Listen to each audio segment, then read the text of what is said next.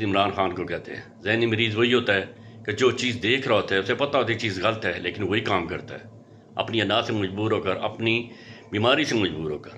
اور آج جب علیمہ خان اڈیالہ جیل انہوں نے ورکرز کو بلایا اور بولا کہ آج سورہ یاسین کے یہاں پہ ورد ہوگا، خواتین و حضرات نے وہاں پہ سورہ یاسین کا ورد شروع کیا، بیٹھ کے سورہ یاسین پڑھ رہی تھی، قرآن پڑھ رہی تھی، قرآن کا دل پڑھ رہی تھی زمین پر بیٹھ کر۔ لیکن وہیں پہ انہیں پتہ تھا ہم غلط کام کرنے لگے ہیں، پولیس والوں نے وہاں پہ پانی چھوڑ دیا، زمین پر پانی چھوڑ دیا۔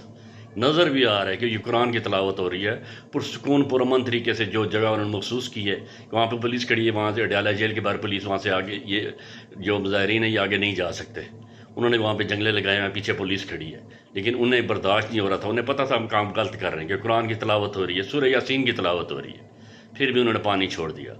آپ خود حساب لگا لیں کہ ذہنی مریض کو کس کو کہتے ہیں؟ ذہنی مریض عمران خان ہے یا یہ حکومت ہے کہ جو بوکھلا چکی ہے اور اوچھے ہتھ کنڈوں پر اتر آئی ہے؟ حالانکہ عمران خان نے جاتے ہوئے پولیس والوں کو کہا کہ آپ بھی سورہ یاسین پڑھیں، قرآن کی تلاوت ہوگی، انشاءاللہ قرآن کی برکت ہوگی، ملک کی معیشت بہتر ہوگی۔ لیکن یہ کس قدر افسوس کی بات ہے کہ وہاں پر بھی پانی چھوڑ دیا گیا۔ وہ پھر جو خواتین حضرات سے انہوں نے کھڑے ہو کر سورہ یاسین پڑھی، قرآن کی تلاوت، اور قرآن کے سینوں میں محفوظ ہے لوگوں کے، لیکن پھر بھی انہوں نے کھڑے ہو کر تلاوت کی۔ لیکن یہ کیسی معیوب حرکت ہے، اور یہی ذہنی مریضوں کی نشانی ہے۔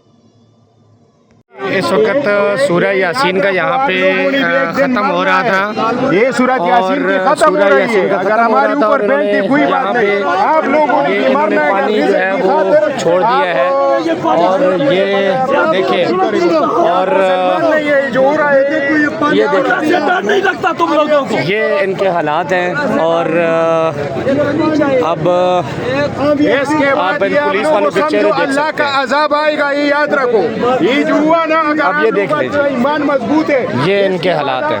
اور اس ملک میں یار بات ہے کرنے والی، قرآن پاک پڑھا جا رہا تھا۔